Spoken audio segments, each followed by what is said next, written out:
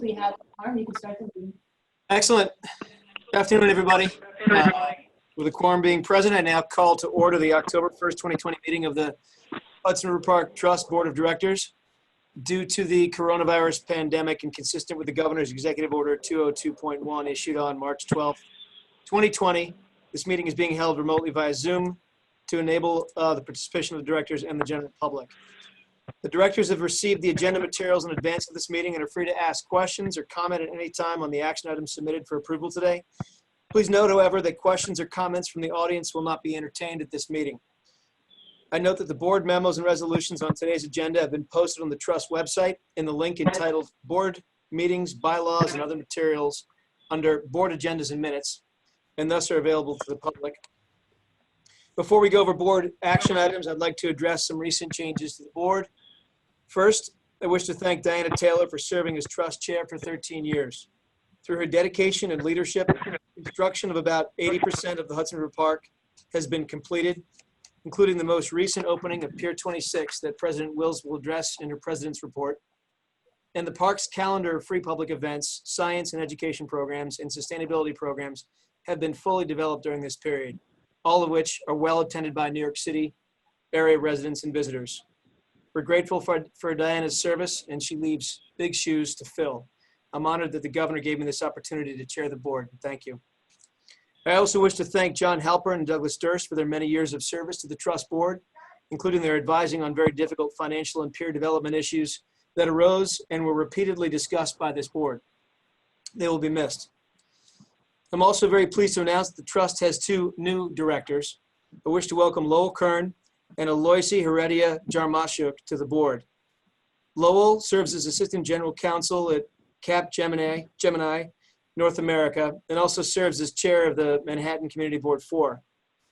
Aloysi is the Chair and Commissioner of the New York City Taxi and Limousine Commission Service. We're very pleased to have both on the board as the Trust moves forward to achieve the state's and the city's goals of opening all of the waterfront park to the public in the near future. Lastly, as you know from my September 17th email, I wrote the mayor's office to remind them about the state law which requires the NYPD to vacate the tow pound at Pier 76 by January 1st, 2020. I've not yet received a formal response, but I expect to be in communication with the city soon. I will keep the board updated as this unfolds. And as you know, the tow pound is an impediment to the completion of the park and also presents considerable and wonderful open space opportunity. We envision a robust public planning process as we contemplate the future of that pier.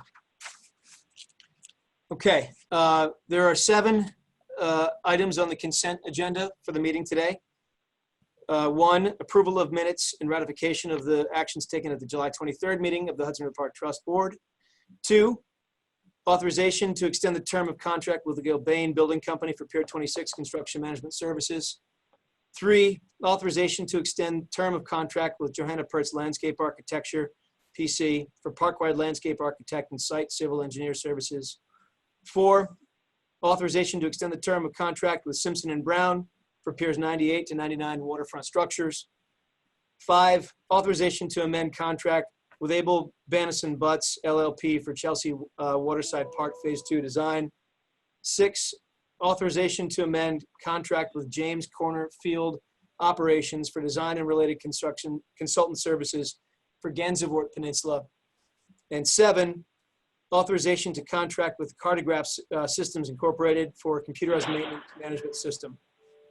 So unless anyone has comments, I'll now call for a motion to approve all the items on the consent agenda. Do we have a motion? So moved. Sorry, couldn't unmute. I have a So second. Second. Okay, all in favor? Aye. Aye. Opposed? Okay, the motion is approved. So the first item before the board is a request for authorization to contract for Tribeca Sanctuary enhancements. Ms. Wills? Thank you, Chair Sagos. Before I address the corporate actions today, I'd like to echo the statements by the chair. First, I wish to congratulate and welcome our new directors, Commissioner and now Chair Sagos, of course, and as well as Commissioner Aloysi Heredia Jarmashuk and Lowell Kern. Both Alosi and Lowell live near the park and understand its importance. And we have long worked with Commissioner Sagos and his wonderful staff and know that the park will benefit from his leadership. We look forward to working with all of you as we work together to finish our park. And of course, we can't welcome our new directors without simultaneously acknowledging the service and dedication of the members whose place they take on our board. I will start by thanking Diana Taylor for her dedication and passionate service, first as a board member, 21 years, and as the trust chair for 13 of those years, where she witnessed the rebirth of the Hudson River waterfront. Through her efforts in serving on the trust board all these years, the park is now a world-class destination that New Yorkers and tourists from around the world come to relax, enjoy the waterfront, play sports, and use many of our playgrounds, mini golf, et cetera, et cetera. Diana will be greatly missed, and by me and all the trust staff, and we'll find a way to celebrate her when the worst of COVID will hopefully be in our rearview mirrors. I also want to thank John Halpern, who sent me a nice note today, and Douglas Durst for their years of service to the trust and their involvement and commitment to addressing some of our most serious challenges. Both Douglas and John made themselves available at public meetings and both contributed their substantial financial and real estate expertise to advance planning and solutions for Pier 40 and 76, among countless other topics. All three will be greatly missed. And now we're up to our authorization to contract with RICON for Tribeca Sanctuary enhancements. Excuse me. At its July 2020 meeting, the board approved and authorized the issuance of a negative declaration for the Tribeca Ecological Enhancements Project in Hudson River Park, Segment 3. As detailed at that time, the project was developed in close consultation with the New York State Department of Environmental Conservation to advance Governor Cuomo's intention to implement an oyster and habitat enhancement project in the Tribeca portion of the sanctuary. The specific project elements include installation of biohuts with seeded oyster shells, textured concrete pile encasements, oyster racks, and gabions and reef balls with seeded oyster shells. Subject to regulatory approvals, the trust hopes to be able to install the full planned enhancements program over a period of up to 3 years. Since full funding to achieve that goal is not yet available, we expect and hope that it will be during the project period. And the trust structured a request for proposals to secure unit pricing for the fabrication and installation of each type of enhancement feature so we can grow the project. In accordance with the trust procurement guidelines, the RFP was published in the New York State Contract Reporter and on the trust website for the period of August 13th through September 11th, 2020. A selection committee comprised of trust staff reviewed the 5 submissions received pursuant to the criteria set forth in and determined that the cost proposal by RICON LLC for each of the separately priced components for the project was fair and reasonable, and that RICON has also demonstrated the capacity to perform all aspects of the scope, including managing the live oysters through its supplier, the Billion Oyster Project. Thus, RICON presented the best value to the trust for the installation of the enhancements. Funding for this project is made available through the state's capital budget and dedicated funding from a New York State Department of Environmental Conservation settlement. The trust thus requests board authorization to enter into a contract with RICON LLC for the Tribeca Sanctuary enhancements for an amount of up to $1.5 million.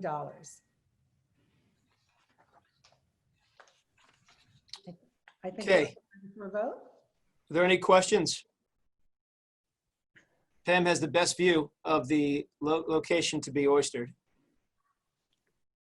Okay, if not, I'll call for a motion to authorize the trust entering contracts for Tribeca Sanctuary enhancements. So moved. Second, Second. all in favor? Aye. Aye. Aye. Opposed? Okay, the motion is approved. Great. Number 2, the second item before the board is a request for authorization to contract with Versig LLC for access control. Madeline? Thank you, Chair. The trust utilizes an access control system to meet its primary physical security needs, like securing doors, managing access rights, tracking user access to most buildings and rooms. The trust has identified a need to replace the existing access control software and hardware as surpassed a life expectancy, and it's no longer supported by the manufacturer and has become costly to repair and maintain. The trust's current security camera software, Genetec, has a companion access control software that, operating together, would allow the trust to exercise better oversight and control of its facilities. The trust has therefore determined that purchasing Genetec access control software and supported hardware would be best and serve the park. The trust therefore sought the use of a centralized contract through the New York State Office of General Services as permitted by the trust procurement guidelines. The trust released an advertisement for a limited solicitation for park-wide access control on August 18th, 2020, in accordance with OGS guidance. 5 contractors submitted responsive proposals by the trust deadline on September 15th. A committee comprised of trust staff evaluated proposals based on the solicitation, and after interviewing the top 3 ranked vendors, the trust decided that Versig LLC, a New York State certified SDVOB, was the most qualified company and offered the best value for providing all of the required services, including installation, programming, licensing, training, and maintenance. Initial funding for this contract is available through the trust's approved equipment and capital maintenance budget. Year 2 and 3 funding will be from the trust's operating budget. The trust therefore requests board authorization to contract with Versig LLC for park-wide access control upgrades for a 3-year term for a total board authorization amount of up to $468,334. Thank you. Okay, are there any questions or comments? No. Larry, you have a question? I think you're on mute. Oh, Have we worked with this group before, Madeline? We work with Genetec on our security cameras. That's not essentially the same group? It's the same group, yes. Have we been happy with them? Yes. And their training program is good?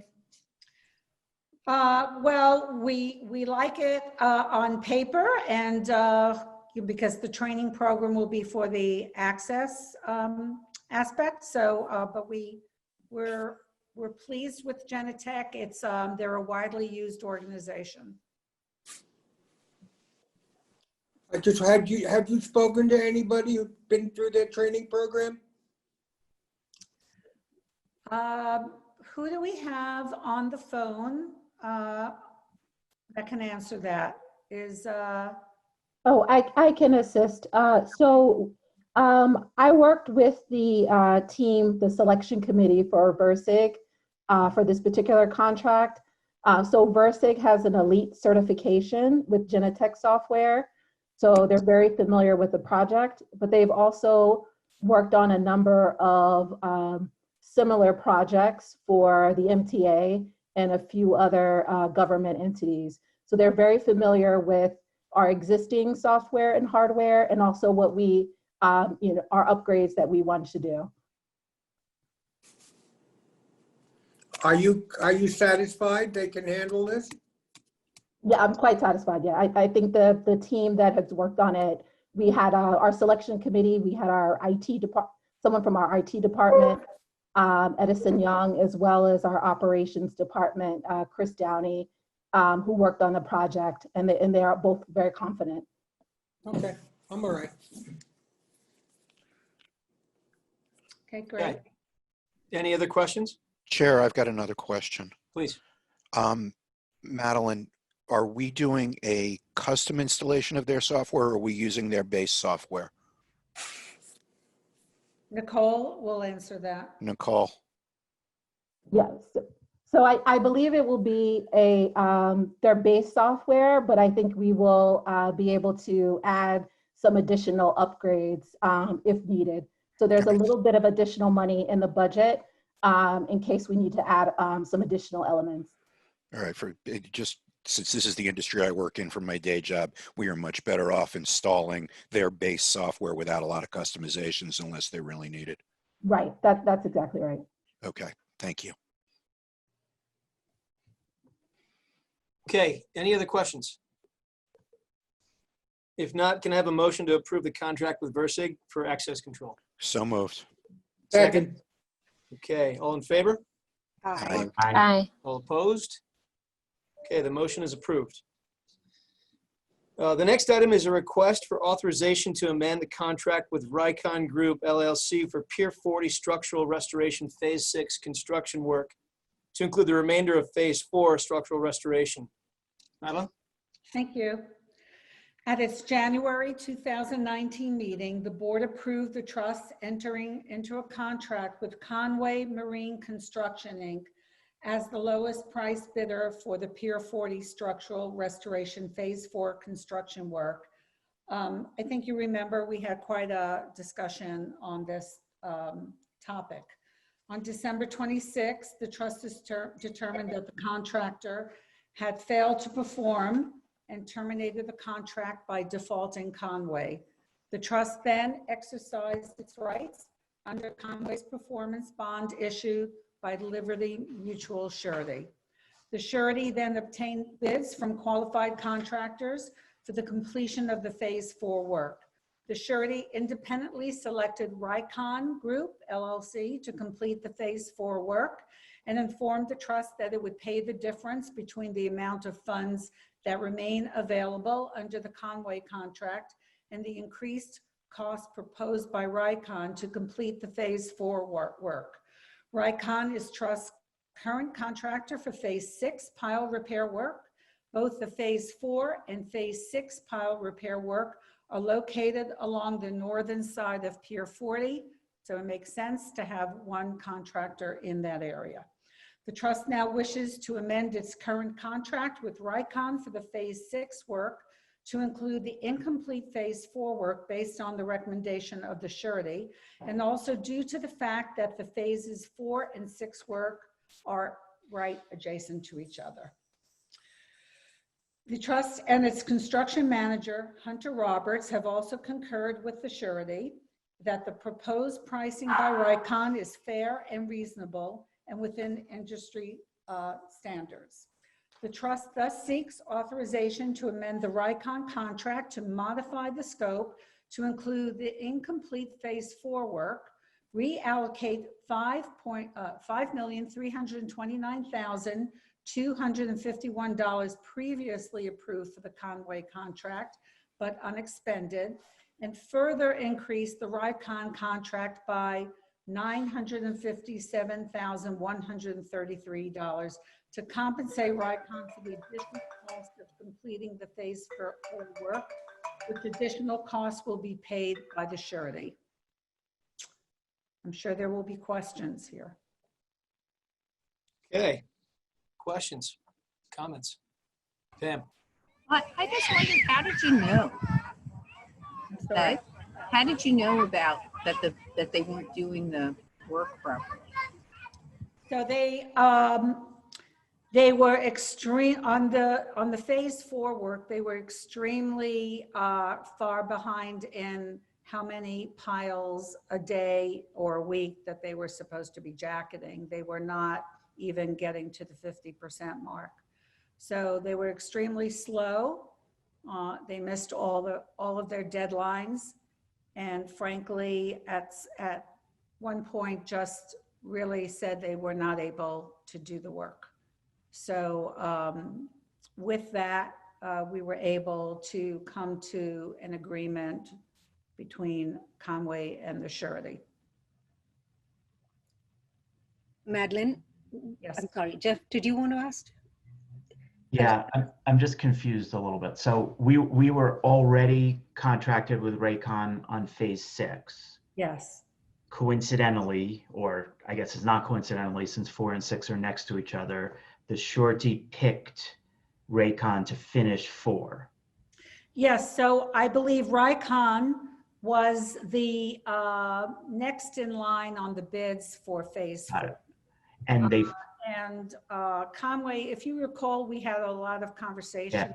We never worked with Conway, but their bids were so they're so low much lower, right? that we thought it was worth taking a chance. So at this point, Raycon's finished phase 3. No, There's- they weren't on phase 3. They weren't on phase 3. So it was No. just, We're just talking about phase 4 right now. so Conway actually finished phase 3, or there's still No. a problem? No, so we're going to get to phase 3 after we finish phase 4. I see. And phase, But right now we're dealing with phase 4, which was a default. Yeah. And an agreement with the surety. So the surety is picking up, it's no further cost to the trust on this contract. right, and that I understand. And phase 5 is somewhere else. That's why that's why we moved from 4 to 6. It's just on the other No, side so here. we bid out 5 and 6, and you're going to see in the next item that we're going to be dealing with the company that's doing phase 5. Okay, so basically I need to read the whole package and then I can ask questions is what you're saying. Which is totally fair. Okay, I got it. Madeline, may I add something to this?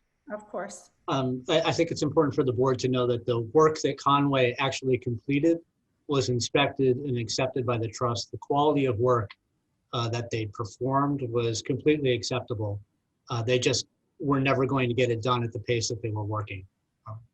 And they completed about 20% of the work on phase 4. So that explains why their bid was so low.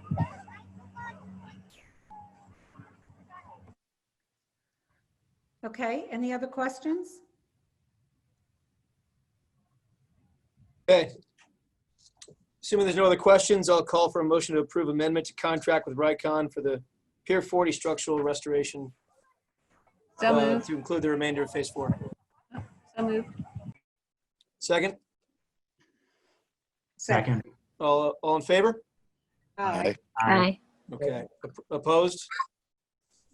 Motion is approved. The fourth item before the board is a request for authorization to amend contract with TrevCon Construction Company for Pier 40 structural restoration phase 5 construction work to include the remainder of phase 3 structural restoration. Madeline? Thank you. In addition to the phase 4 pile repairs just discussed, the board had authorized also the trust to enter into a contract with Conway for the phase 3 Pier 40 structural restoration work as the lowest price bidder. While Conway completed a substantial amount of the phase 3 work and it was acceptable, it was unable to complete all the work by April 1st, 2020. Because the trust needed the phase 3 work on the southern side of the Pier 40 to allow its phase 5 contractor, TrevCon, to commence work this past spring, trust staff determined that it was in the trust's best interest to terminate the Conway contract for convenience.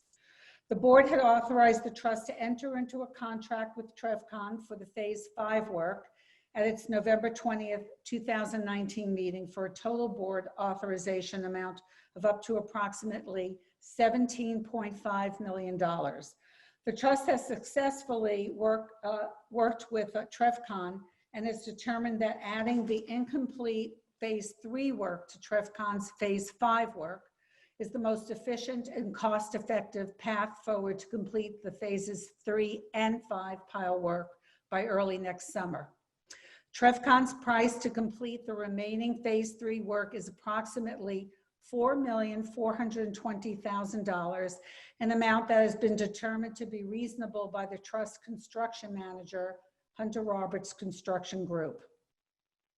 The phase 5 scope of work and maximum contract value authorized by the board for the TrevCon contract included a full structural restoration of the Pier 40 finger pier that was valued at approximately $6 million. excuse me. The trust reduced the scope to address immediate hazards and stabilize the finger pier, thereby significantly reducing the cost. The trust proposes to amend the TrevCon contract to add the remaining $4,420,000 of Phase 3 work to the Phase 5 scope of work. But the trust does not need additional funding for this amendment due to the board's prior approval of the TrevCon contract that included the $6 million for the finger pier. However, I wish to be clear that completing the Phase 3 work is now an additional $4,420,000. That pricing is consistent with the range of bids that the trust received in January 2019 in response to the original Phase 3 invitation of bids. Therefore, the trust requests approval by the board to amend the TrevCon contract for Pier 40 structural restoration Phase 5 construction work to include the remaining Phase 3 work. The trust further seeks ratification by the board that the total board authorization amount for the TrevCon contract remains at $17,497,700. I think I need a flow chart. Okay. I really do. I think that's what I need. I feel very, very intellectually limited with my questions. So so we were going to repair the finger pier, but the number to repair the finger pier was extremely high. So we determined, because the finger pier is in such bad shape and also is not really a piece of property that's often used by the trust, that we would do enough repairs to get away for the next 5 to 10 years and see what the future of Pier 40 is before we go back and spend a sum of money that's so large for such a small piece. So that way we had an additional $6 million in that contract. And Kevin, remind me what we are spending on the interim repairs for the finger pier? Wasn't prepared with that number. I'll have to, I'm sorry, I don't want to give the wrong number. I was looking up other information. So I'm sorry to put you on the spot. So why don't you find it and then we'll get Sure. back. But one point to make, we're not paying an additional $4.4 million in addition to what Conway originally bid. It's $1.9 million. So we're essentially, by adding a different contractor to complete the contract, overall, we're paying an additional $1.9 million over the original bid price, not 4.4. So you know that additional 1.9 million, had we had picked TrevCon to begin with, would have been right second or third on our bidding. So it's a reasonable price. We don't often pick and always pick the lowest bidder, as you know. We look at quality. This was, we took this chance on Conway because they're doing work at Battery Park City and they were satisfied with their work. But they had, as you just recall, they were so low in their bidding, we thought we could not pass this one by. So what we are paying for TrevCon to complete the work is completely reasonable and would have been in the scope of what we would have picked had we not picked Conway. Lowell? I've got a question, Madeline. Yes, Conway screwed up Phase 4 yes. and we defaulted them and we got the surety to pay the difference. On Wow. Phase 3, and the problem with Phase 4 is they weren't going to finish on time. On Yeah. Phase 3, they didn't finish on time, but we terminated them for convenience. Why didn't we default them and get the surety to pay this $1.9 million difference here? On Phase 4, Conway did not want to proceed with the work. So they actually, we terminated them. We reached an agreement with them, and then we reached an agreement with the surety. On Phase 3, they could not make our deadlines, but they were still working. And it was determined by our council, our outside construction council, that it would have been a much longer period of time to reach an agreement. And it would have really delayed the work. And we did not know whether the agreement would be any better than where we are today. And in fact, would have slowed up the project to the point where TrevCon could not proceed with phase 5 work.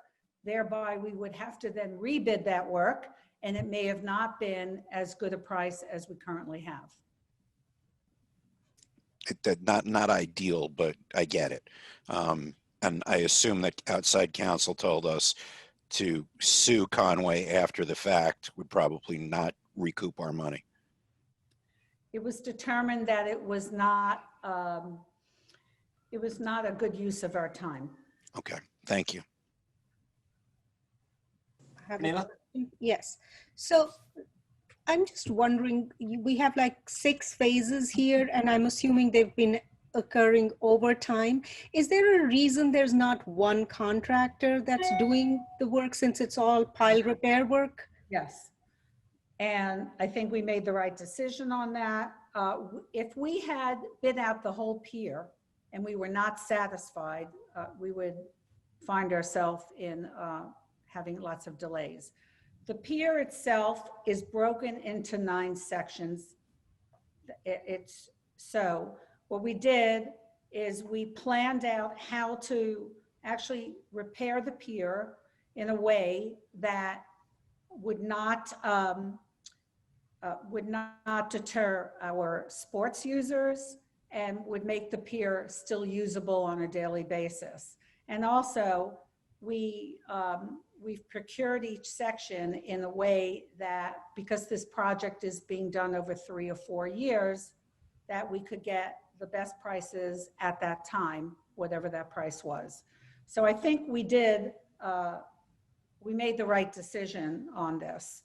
And, you know, there's only 5 or 6 contractors that do this type of work. So we know the pool of them, we know their work. We didn't know Conway because they're a California company that has been breaking into the New York market.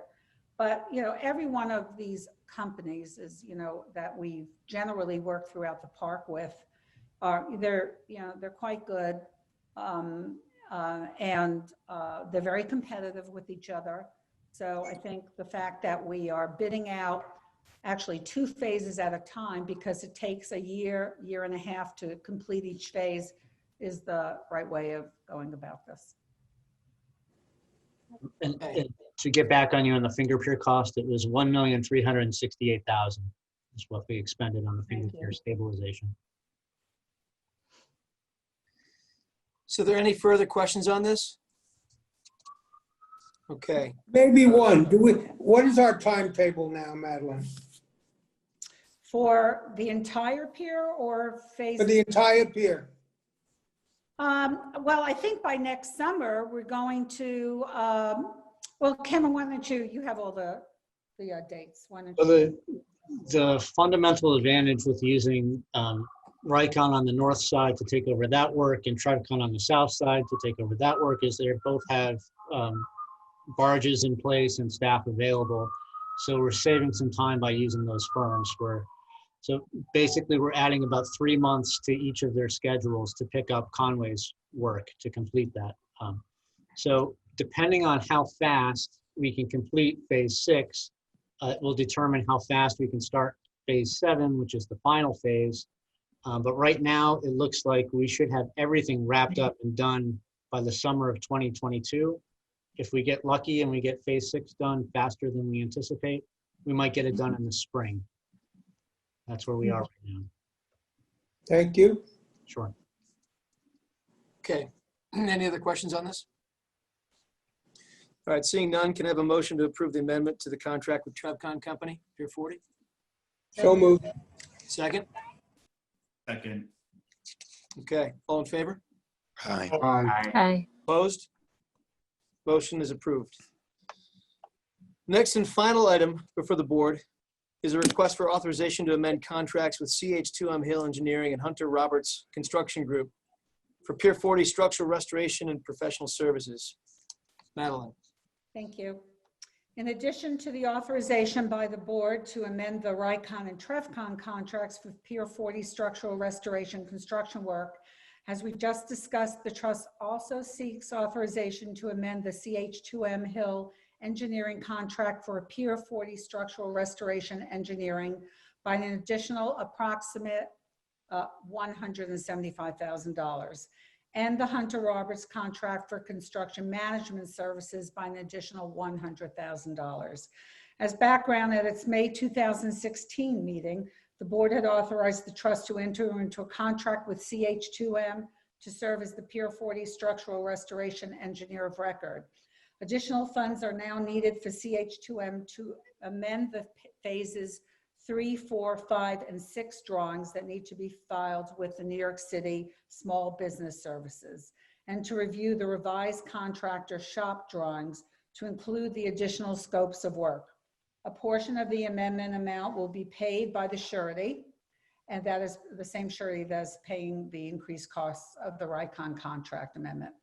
At its March 2019 meeting, the board had authorized the trust to contract with Hunter Roberts Construction for their management services for a total board authorization amount of approximately $1,209,000 for the remaining oversight work necessary at that time for phases 1 and 2, as well as the remaining phases for the Pier 40 structural restoration work, including phases 3 to 7. The trust now seeks to increase the contract by $100,000 to cover costs related to the extended schedule for Hunter Roberts to oversee completion of the phases 3, 4, 5, and 6 work that is now expected to occur in early summer of 2021. Funding remains available from the sale of excess air rights to the St. John's developer. The trust thus requests board authorization to amend the CH2M contract for Pier 40 structural restoration engineering by an additional $175,334 for a total board authorization amount of up to $1.5 million, and amend the Hunter Roberts contract for Pier 40 structural restoration construction management services by an additional $100,000 for a total board authorization amount of up to $1,309,169.50. And Madeline, these additional costs are because Conway couldn't get their job done. Yes, so they have to go back and submit new drawings to Small Business Services for the completion of the work, update the drawings. And so that the surety is picking up, but the $100,000 we will have to pick up. Okay. Any other questions?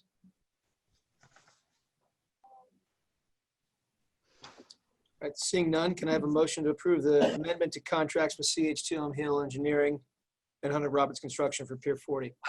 So moved. Second? Second.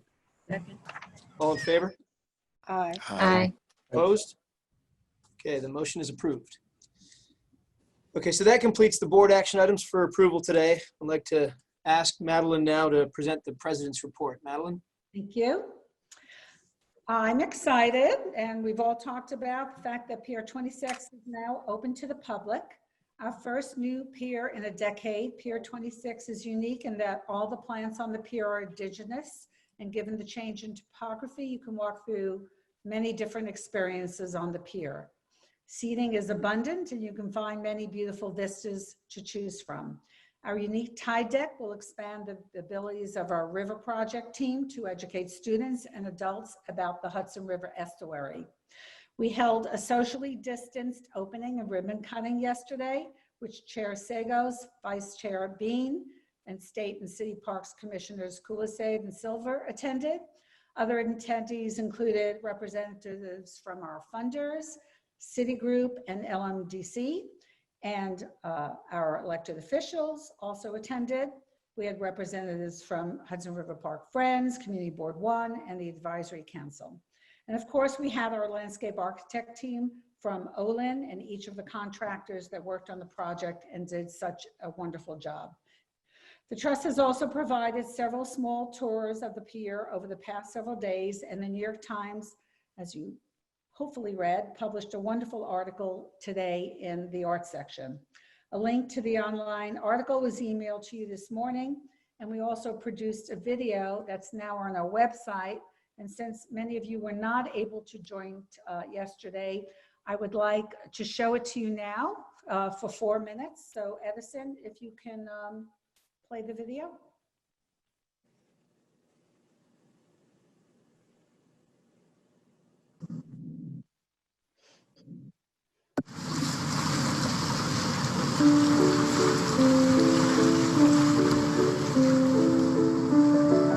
The Hudson River Park is one of the great parks in the world. We get to celebrate the opening of Pier 26, which has been laying dormant for many years, cut off from public access. 15 years ago, New York City's waterfronts were basically wasted. And now we've reclaimed all that and made it into this amazing respite. Pier 26 is a celebration of the Hudson River coastline. It will really show people the kinds of life that are in the Hudson River and the life that is actually now becoming more enhanced as the river becomes cleaner. This was always in the master plan as an ecological pier, but what that could mean was anyone's guess. We went to the community to find out what they wanted this park to have. Having the open space is just amazing, and it's going to be something that everyone can enjoy.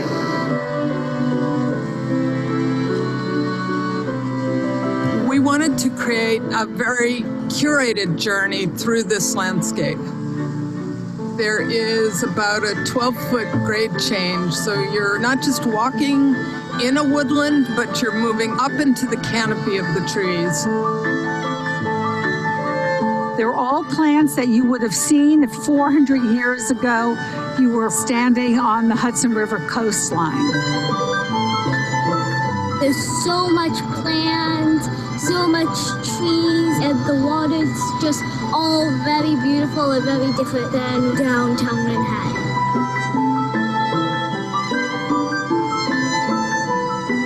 I think just having areas where we can relax, breathe, and be out next to the river is going to be amazing. We've created a bar along one edge where people can sit and have their coffee and engage in that view to the north. We've set these 2 sheds designed to frame vistas, but there are also these places where you can just go in and sit and meditate on a swing and just be kind of quiet.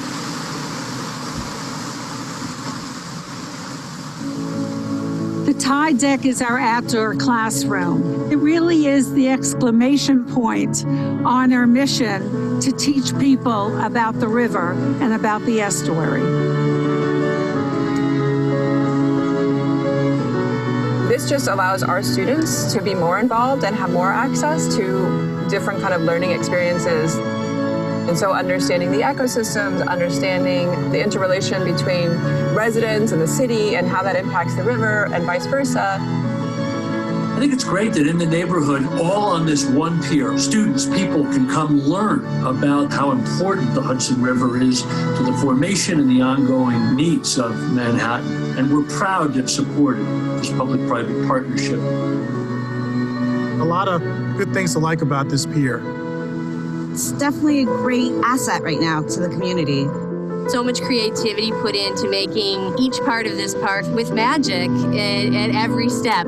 This really is the heart of the West Side now. It's a testament to the hard work of the Hudson River Park Trust staff who've been toiling at this for many years, and certainly the partnerships who've all teamed up to bring this magnificent resource back to the public. It's going to get people out to where they really feel like they're connecting with the river in a way that I don't think any other place in the park does, or really any other place that we have in the city. We could not have done this without our wonderful partners who participated in funding and bringing Pier 26 to life. It's amazing that the park was able to move forward with these projects during the pandemic, but it's the affirmation that New York is moving forward that we're doubling down on really making New York City an even better city.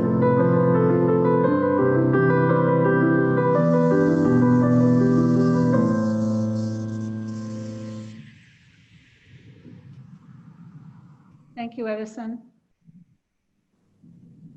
We get a video like that when you finish 97? Sure. Of course. It's great. The summer is, I'll just go on then.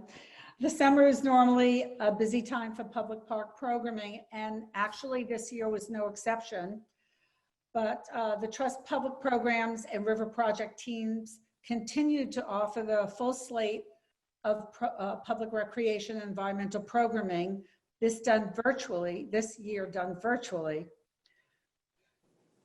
The park's first ever virtual Summer of Fun has been bringing all the music, exercise, learning, laughter of summer in the park to our communities remotely.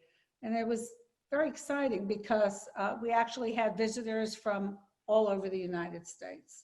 The 2020 program series featured a dynamic roster of activities, from jazz performances, sunset salsa lessons, to STEM expert lectures, field science exposés, virtual summer camps, park walks, and Healthy on the Hudson fitness classes. This year, the Trust launched the STEM Activity of the Week series, and to date have published 20 virtual lessons, which are among the heaviest traffic pages on the park's website. Public recreation programs were streamed live on the park's social channels and are also hosted on a website for viewing indefinitely. In addition, the Trust hosted its first ever virtual summer camp, free and accessible on the website. Students could log into weekly live lessons and then download lesson packets to do hands-on activities at home. The Summer of Fun program drew 5,500 viewers online weekly on average. Sunset Salsa and Sunset on the Hudson series drew large crowds throughout the season. The always popular Submerge Marine Science Festival was held virtually for the first time on September 24th, showcasing the diversity of research and science taking place in the park and local waterways. Virtual attendees learned about local wildlife, fascinating field science work, plastic pollution, and more. Over 6,000 people tuned in through Facebook, including over 2,000 students and teachers tuning into our 4 hours of programming. Experts were able to answer questions in real time, making the festival even more engaging. While the pandemic shifted the nature of our park programming, we deeply value the opportunity to expand our education, research, and entertainment offerings to a digital platform, and look forward to continuing these methods in the future. I believe that we will continue virtual programming now after the pandemic is over, way into the future, because it is such a success and it does allow us to get a much wider audience.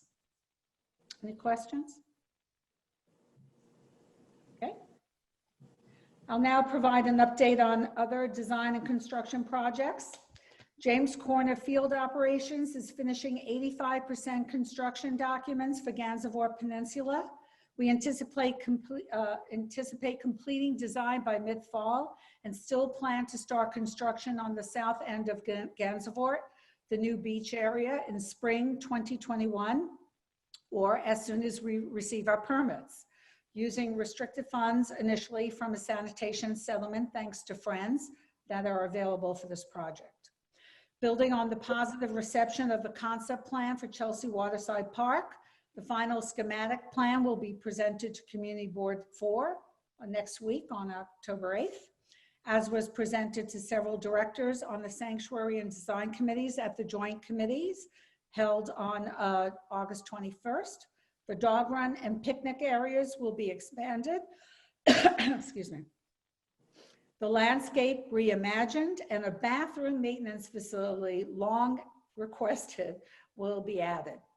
We also will be reconstructing the ball field through funding provided largely by Speaker Johnson and Borough President Brewer. We are currently reviewing a number of proposals for a construction site manager in response to an RFP, and anticipate having a selection ready for you in the December board meeting. We expect to bid for the construction work in early 2021. Following the completion of the value engineering exercise for Pier 97, Melk Landscape Architecture and Urban Design has moved into the construction documentation phase. 60% construction documents will be submitted to the trust at the end of October, with a completed set of construction documents delivered by the end of December. The trust construction manager, Gil Bain, is developing early bid packages to fabricate complex custom elements of the design. These items will be procured separately from the pier construction, which will save time and money. Toshiko Mori Architects submitted 100% design development for the comfort station on September 21st. This submission incorporates refinements to the design developed in response to comments by the Public Design Commission, Trust staff, and Community Board 4. Interior finishes and fixtures for the public restrooms have been selected, and preliminary detailing of building elements has progressed. In addition, a strategy for dry flood-proofing the building has been developed to help withstand anticipated flood elevations. Construction documents should be completed by the end of January. In regard to the future estuarium, Cambridge 7 Architects delivered a final report detailing the technical estimated cost, design, and programming considerations necessary to inform decision-making. The team of experts advised on species lists, tank sizes, mechanical systems, exhibit themes, layouts, maintenance, and staffing requirements. The study provided the trust with valuable technical information about designing and operating a facility for the display of live animals. Are there any questions about any of this? Okay, great. I'm also excited to report that the trust has resumed its composting programs. The trust recently installed 10 ground bins throughout the park for the public to drop off food scrap waste. The 10 bins include 3 new locations. The original drop-off sites are located at Pier 25 Playground, Dog Run at Leroy Street, Pier 51, 14th Street Park, Chelsea Waterside Park, 33rd Street along the Esplanade, and Pier 84 Community Garden. The new locations are at the overlook at Charles Street, Pier 66 Habitat area, and by the boathouse in Clinton Cove. All of our drop-off sites are open every day of the week, and there are educational signs at each location to inform the public what is acceptable to drop off and what is not. Our staff collects the food scraps and brings it to the compost yard located at 33rd Street, where it's processed and turned into compost for our landscape. In your board packet, the trust has provided a summary of the trust's food scrap collection and composting for the period of January 1st through September 25th, 2020.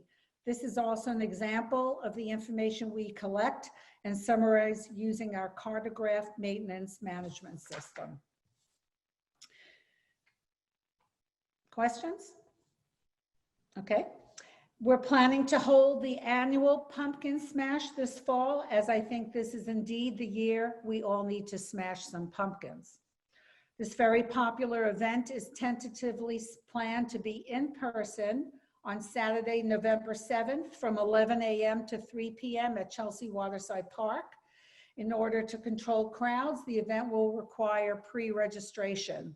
And as in past years, the smashed pumpkins will be sent to the Trust compost yard and turned into compost for use in the park. City Winery will open its new restaurant at Pier 57 in the next couple of weeks at 25% capacity and no ticketed music. The Trust is working with RXR and its consultant, Sam Schwartz, on a plan to manage traffic along the building frontage. Any questions?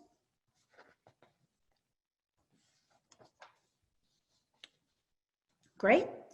As I mentioned earlier, the Design and Sanctuary Committees held a joint meeting on August 21st, and Chris sent you a detailed report of that meeting.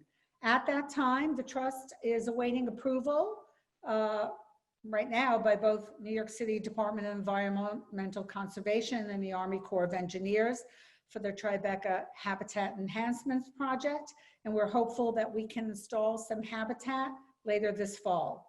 We already discussed the plans for in-water construction of the enhancements as part of your board approval of RICON LLC to do that work. You should know that the downtown boathouse has raised concerns about boating safety associated with installation of these features. The downtown boathouse runs a great kayaking program for free, safely putting thousands of people in kayaks each year during normal times. While staff does not believe that the enhancement features will threaten kayaker safety, we will continue to have a dialogue around the placement of these enhancements. Moreover, we note that the water areas of the park are an estuarine sanctuary as well as a recreation resource, and we believe this project has been created to achieve a balance between both habitat enhancement as well as recreation use. The committee members also spent considerable time discussing the historic vessel request for expressions of interest. Staff reviewed the status of the existing RFP. 2 historic vessels were selected for Pier 25, and the RFP remains open for Pier 26 and 97. The RFP did not allow any food uses at either Pier 25 or Pier 26, but did at Pier 97 since the community was interested in the possibility of such use. Staff observed that over the years, the majority of proposals that have been received for historic vessels have included commercial uses such as food and events, given the cost of upkeeping the vessels. Overall, the committee members stated that they are interested in working on revisions to the Trust's historic vessel policy that is somewhat outdated. Further, the directors discussed an issue that had been raised within the advisory council about the Trust dredging in the Hudson River Park to facilitate the possibility that more historic vessels could dock in the park. The directors had a number of concerns about that request, including the environmental issues, costs associated with dredging, and the wisdom of dredging for anything other than navigational purposes. Dredging is allowed in the Act only for navigation purposes. And while it is true that much of the park is relatively shallow, directors questioned the idea of dredging for historic vessels as a priority. Given the economic crisis and difficulty accessing funds, directors felt that the Trust should prioritize funding capital projects and finishing the park. But I open this conversation to the full board to discuss and see if you agree with this recommendation. Any discussion on this? Any questions?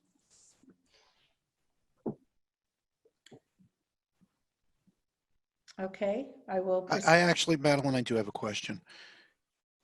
The concept of dredging the Hudson River sounds to me like it's going to create an environmental nightmare. Now, there are people on this board, including the chair, who know a lot more about the environment than I do, but that just sounds dangerous to me. Basil, do you want to address that? Yeah, I mean, anytime you dredge in the Hudson, you never know what you're going to find. And it can be done safely. It can also be done irresponsibly when you resuspend lots of material. So, yeah, the board needs to decide whether the priority needs to be on that versus on finishing our our capital projects. I mean, there's always a way to do it safely. It's a matter of prioritizing it the right way.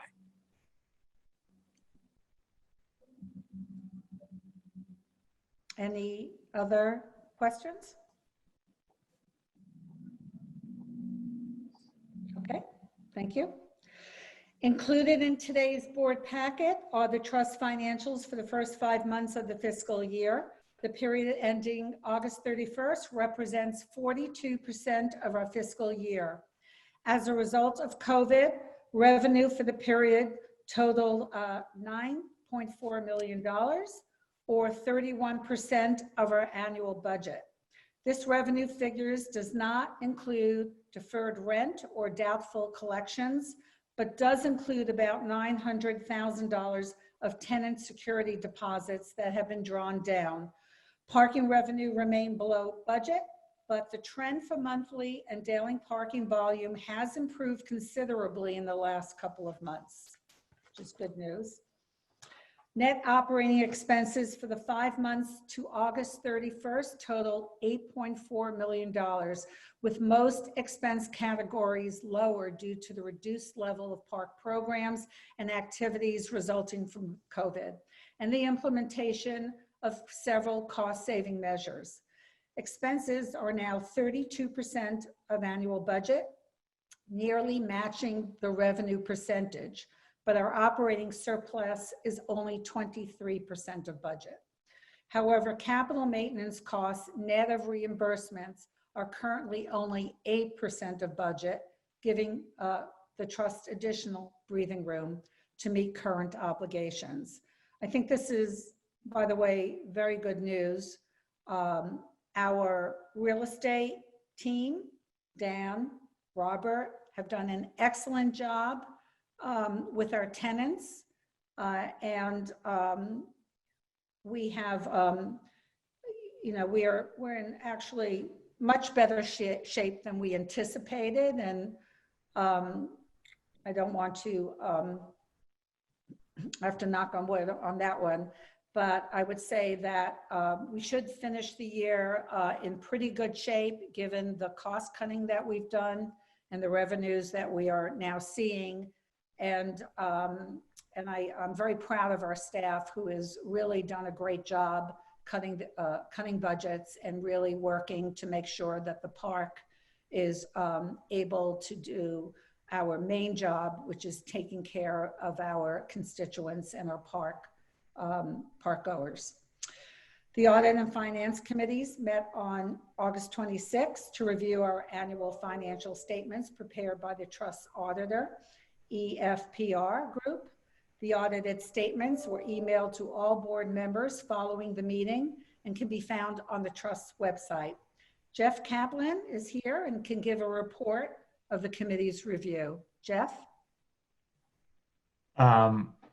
It was a thorough review, as always. My criticism might be the review was too thorough.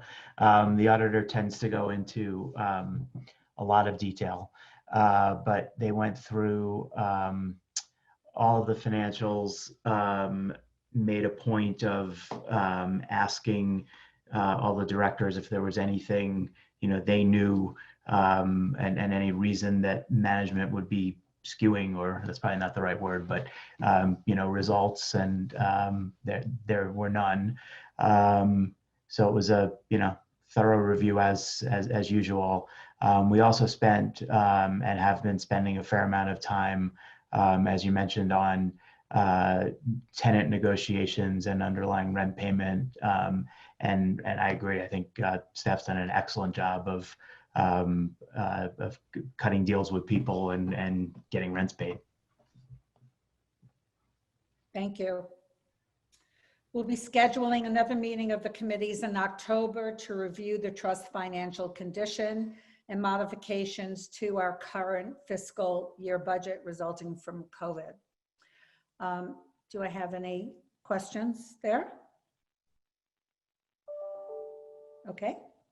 As I had discussed with the board during the September 2019 meeting, the Public Authorities Law Section 2879 requires an annual review by the Board of Service contracts with a term in excess of 1 year. We had thus recommended providing the board with an annual basis of a list of all active contracts. In your board packet, you will find a list of all the trust's active contracts with a one-year term or longer. If there are any contracts you would like to discuss, you can call me, you can call Dan, Noreen, or Chris. And if you need information about any of the trust contracts, we'll make them available. Similarly, when the board adopted the trust revenue guidelines in November 2019, trust staff committed to sharing a list of active revenue contracts, including leases and concession agreements with a term longer than 1 year on an annual basis with the audit committee. Thus, you will also find a list of revenue contracts in your board packet today. And if anyone has any comments or questions, again, please reach out to us. And you will also find in your packet the PEP statistics and a list of all contracts between $100,000 and $200,000. We also have received about $2,348,000 from FEMA for Sandy-related costs since our last board meeting held in July. And we feel more hopeful that we're on our way to finalizing our payments with FEMA. Any questions?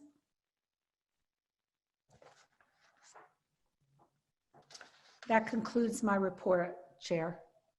Thank you, Madeline, and you and all the staff deserve enormous praise for keeping the park running and frankly making it even better in the middle of COVID, in the middle of the COVID crisis and the economic collapse. So hats off to all of you.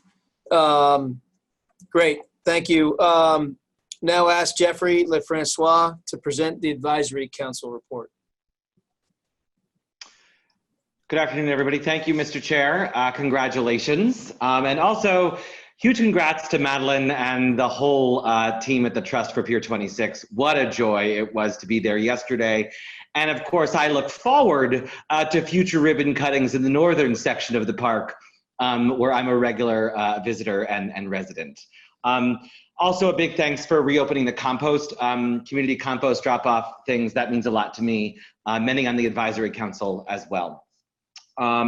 As I shared at our at your last meeting, the council is now meeting monthly. We kicked it off in September, and so we have another meeting next week. At our September meeting, we extended an invitation to State DOT and the State Parks Department to have a conversation and a follow-up to the letter that the Advisory Council sent earlier this year, requesting an emergency expansion of the Greenway. Because of the significant increase in cycling, the danger that it poses for access to and from the park, and just the ongoing need of addressing North America's busiest greenway. We were thrilled to be joined by Commissioner Kulisade from the Parks Department. Thank you for being there. And the DOT Regional Director, Craig Rule, was there as well. Our request was made under the governor's emergency powers granted by the legislature. And we are continuing to, the Advisory Council is continuing to explore this based on further requests from the community boards that are along the park, as well as the elected officials.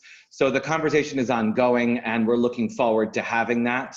One of the significant points that was raised is that 9A is 30 years old. The use of the roadway, the neighborhoods around the roadway are extremely different than when they were, when that road was designed many years ago, and it may be time for a re-envisioning process as well. On our October meeting agenda, we will be hearing from the Trust regarding the Tribeca Habitat Enhancement Project. The Advisory Council has requested a presentation on design and financing, and we'll also be having follow-up conversations as it relates to any old business, which include discussions around Pier 79 and the NYC Ferry Expansion Project. That's it for me on the Advisory Council. Happy to take any questions if anybody has them, Mr. Chair. Great, thank you. Any questions for Jeffrey? Thanks, Jeffrey. Great to see you there yesterday. Likewise, thank you. Okay, can I now have Connie Fishman present on behalf of the Hudson River Park Friends? Connie?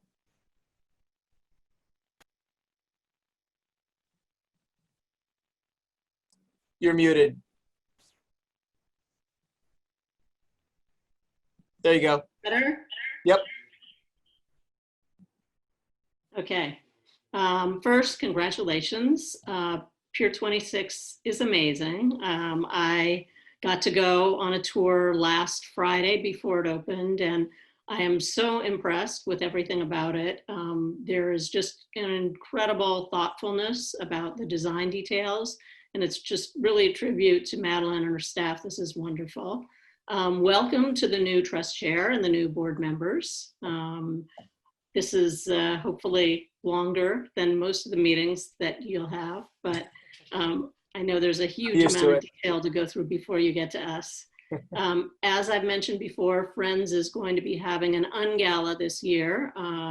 It'll be October 21st at 8 p.m. And since there is no actual physical event, it is open to all, no matter how small the donation. So we hope for those of you who haven't gone to the real in-person gala before, you will tune in.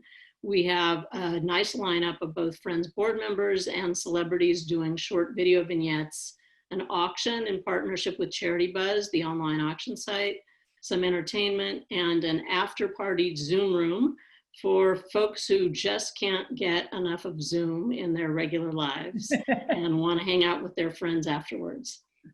So far, we've raised about 80% of our $1 million goal and have exactly 3 weeks more to go to get there.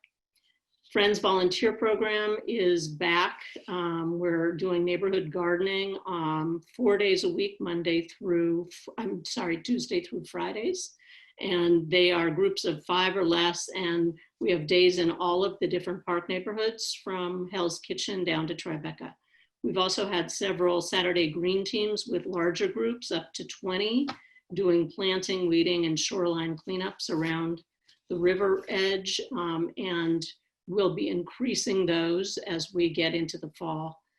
We also have a roster of corporate groups who are finally coming back. Our last group was last March before everything got shut down.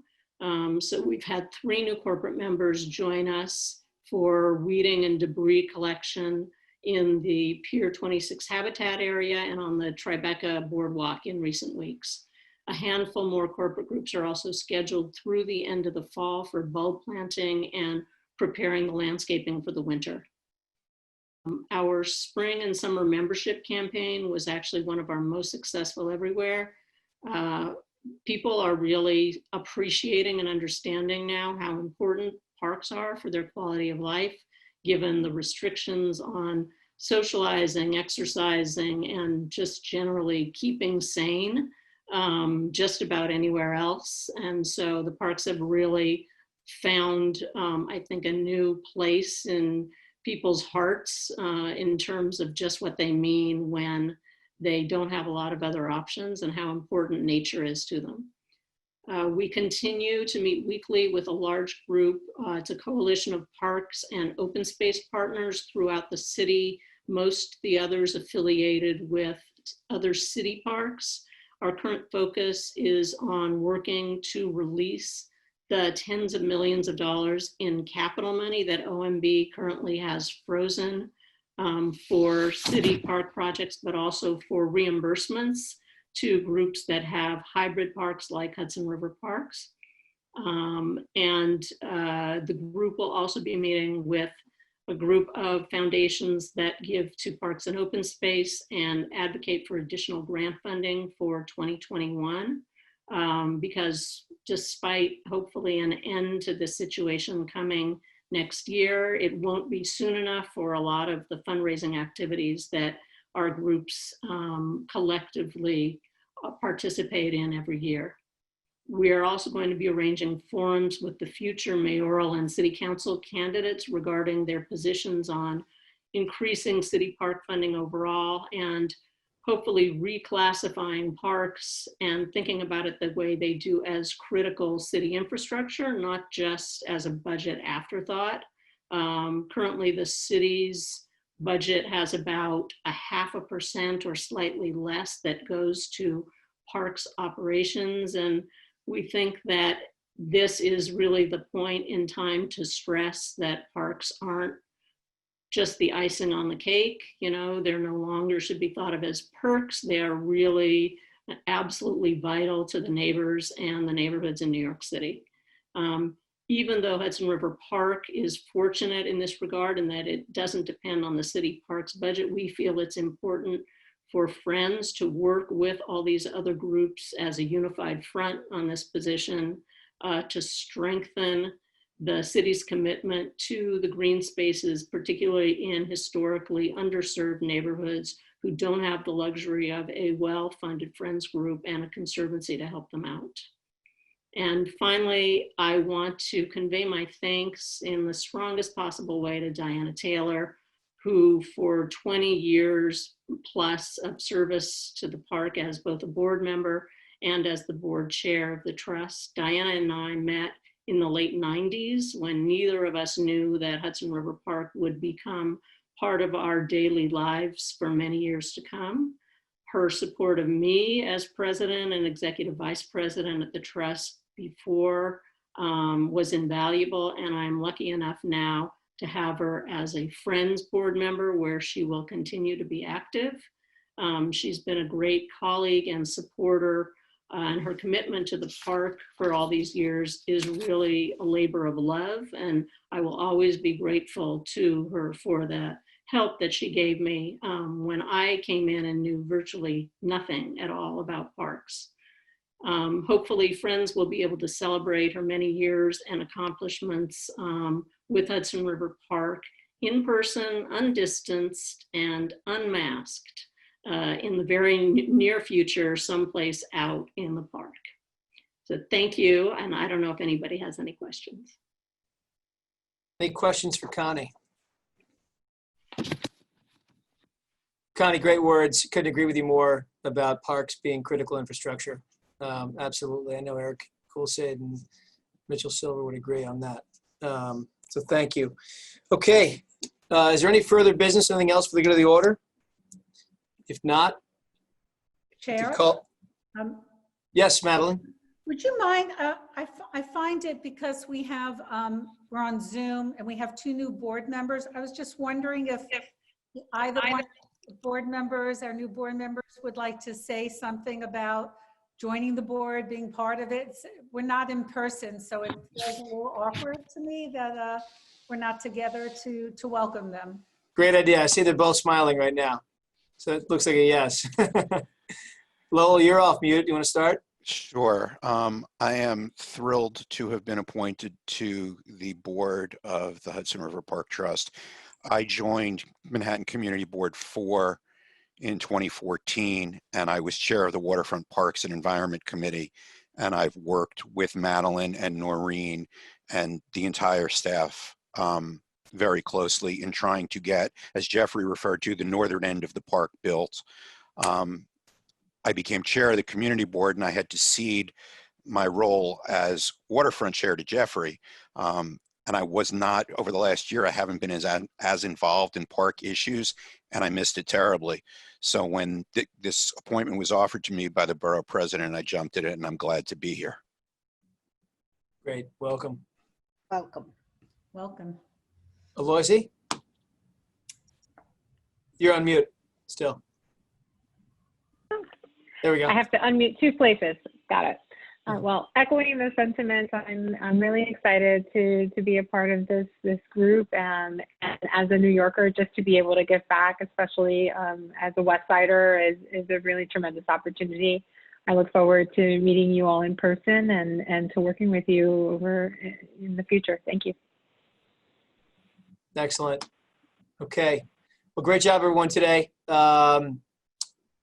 Any further business? If not, I will call for a motion to adjourn. So moved. So moved. Second? Okay. All in favor? Aye. All opposed? Okay, no one is opposed. Everyone have a great night, and we'll see you soon. Thank you. Meeting is Thank you. Bye. Bye, everybody.